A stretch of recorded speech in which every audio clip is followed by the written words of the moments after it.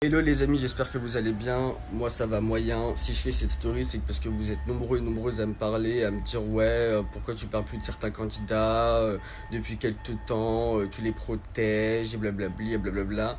Là vous me parlez de Léa Marie et Seb Deiji. Sachez que j'en ai quand même très très gros sur la patate concernant Seb Deiji. Donc ça fait, là je vais vous faire une petite story pour bien vous énumérer tout ce qui s'est passé. Commençons par le commencement.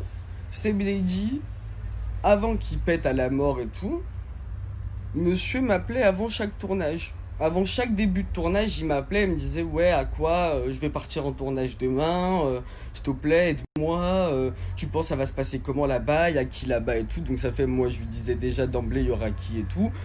Et je le mettais bien, c'est-à-dire que c'est Deiji, avant chaque tournage, je le mettais bien, je le conseillais, je lui disais vas-y fais ça, sois rigolo, sois... Tout un personnage entre guillemets que je lui ai dit vas-y fais ci, fais ça, fais ci, fais ça. Bref, il a percé, ok? Content, très bien, et ses diffusions se sont bien passées, moi je lui ai pas tapé dessus avec les dossiers que j'avais et tout. Tranquille. Monsieur m'a zappé, du jour au lendemain, ignorance totale, ingratitude. C'est pas grave, j'ai l'habitude avec les candidats de télé-réalité. Mais de là, j'ai vu qu'il commençait à se rapprocher de la communauté maghrébine, à faire genre, t'es Trump. Au début, je me suis dit, bon, ça me fait rire 2 3 secondes. Mais de là à ce qu'il continue à jouer avec la communauté maghrébine alors qu'au final il peut pas se les voir, je dis pas qu'il est raciste parce que c'est des accusations graves. Seb Deidi était rentré dans une phase de vive le Maghreb, on est ensemble, black blanc beurre, blablabli blablabla. Sauf que moi en tant que blogueur maghrébin, je savais qu'il avait voté, mais tu as quand même voté Trump. Donc ça fait, tu peux pas te permettre de dire black blanc beurre, on est ensemble patati patata, sachant que toi-même tu taclais ta meuf Léa parce qu'elle avait couché et fréquenté des Renois.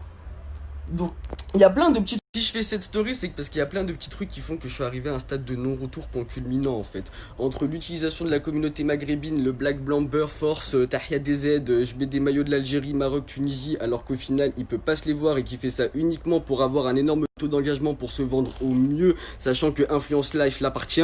Deuxièmement, qui se clash avec des personnes qui sont absolument pas de son milieu, sachant que moi je me suis déjà embrouillé avec Booba et ça se règle archi pas sur internet mais ça se règle dans la vraie vie. Donc ça fait, tu joues dans des eaux troubles, ma gueule. Tu joues dans des eaux troubles pour du buzz, tu lâches des Check It Out hier, Booba versus Seb Deiji, et tu crois que c'est ton qui?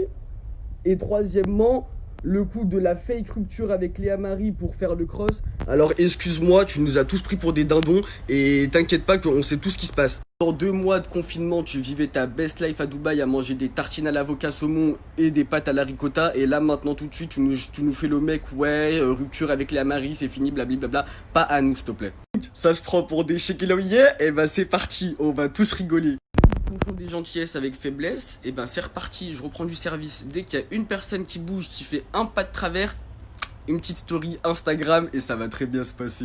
Parce que là, je vois que je me calme, ça prend la confiance, ça se prend pour des kings. En fait, Seb, si t'es actuellement en train de réfléchir à pourquoi j'ai fait ça, réfléchis surtout à pourquoi t'ouvres grand ta bouche à des gens à dire à quoi babe ci, à quoi babe ça, à quoi babe je l'ai dans la poche, il va sortir aucun dossier, il protège mes tournages.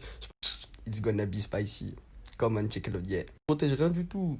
C'est-à-dire que là, t'as voulu jouer cette petite carte immunité à dire pendant des mois et des mois quoi, babe, il protège, blablabla, il sort aucun dossier, nanana. Récemment, là, dans 10 couples également, tu disais ouais, à quoi babe ci, à quoi babe ça. Et les murs ont des oreilles et les gens n'oublient pas. T'as capté? Donc ça fait, là, c'est fini, que ce soit toi, Léa Marie ou peu importe, hein. Dès qu'il y a un truc, je le dirai. Et j'ai grave hâte de ta petite diffusion dans 10 couples.